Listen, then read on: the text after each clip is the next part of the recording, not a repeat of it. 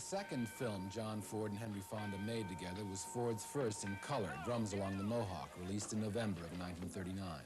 Based on a best-selling novel about the experiences of a young married couple in New York's Mohawk Valley during the Revolutionary War, the picture co-stars Claudette Colbert as Fonda's bride. Together, they try to build a home, a settlement, despite the terrible hostilities of nature, Indians, and the British. It wasn't Fonda's first in color. Only 2 years before, he'd been in the first color picture ever shot outdoors, The Trail of the Lonesome Pine. It was Fonda's performance in that film which inspired Al Cap's comic strip character, Little Abner. I asked Mr. Ford once what it was like working with color the first time, and he said it was much easier for a cameraman than black and white. It's a cinch to work in, he told me, if you've got any eye at all, but black and white is pretty tough. You got to know your job. For a good dramatic story, he said, I prefer to work in black and white. You'll probably say I'm old-fashioned, but black and white is real photography. And for their first film together, Ford and Fonda had a very dramatic story about the early days of America's most beloved president, young Mr. Lincoln. I presume you all know who I am. I'm plain Abraham Lincoln. Among the best films either Ford or Fonda were to make, it tells of Lincoln's tragic first love for Anne Rutledge, his decision to become a lawyer, his first meetings with his future wife, Mary Todd, and his first trial in which he defends two brothers on a murder charge and proves them innocent. The picture manages a remarkably effective, unusual combination of reality and myth, a sense of poetic truth that transcends whatever the facts might be. By the time I get the apple down the peach, it smells so good, I'm sure it's the best.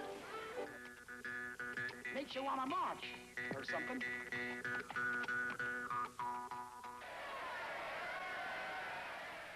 Hank Fonda had been reluctant to play Lincoln, and for a documentary I did on Ford in the late 60s, I asked him what changed his mind.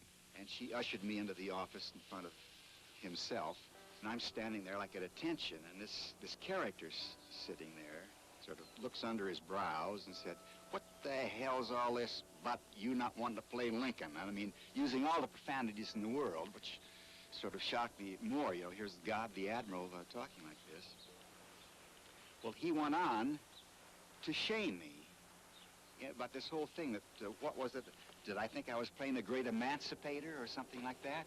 He said, this is a young jackleg lawyer from Springfield, for God's sake. In one 12-month period between March 1939 and March 1940, John Ford had an unprecedented 4 films released. The quantity alone is unheard of today, but so's the quality. Stagecoach, which made John Wayne a star, and then 3 in a row starring Henry Fonda, Young Mr. Lincoln, Drums Along the Mohawk, and from Steinbeck's bestseller, The Grapes of Wrath. 6 years later, immediately after World War II, Ford and Fonda made 3 more films together.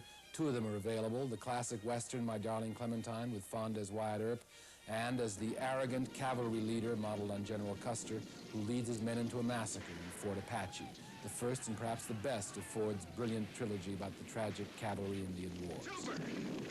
Except for his pictures with Ford, Henry Fonda hadn't liked the movies very much, and after Fort Apache in '48, he returned to his first love, the Broadway stage, where he starred in numerous successes.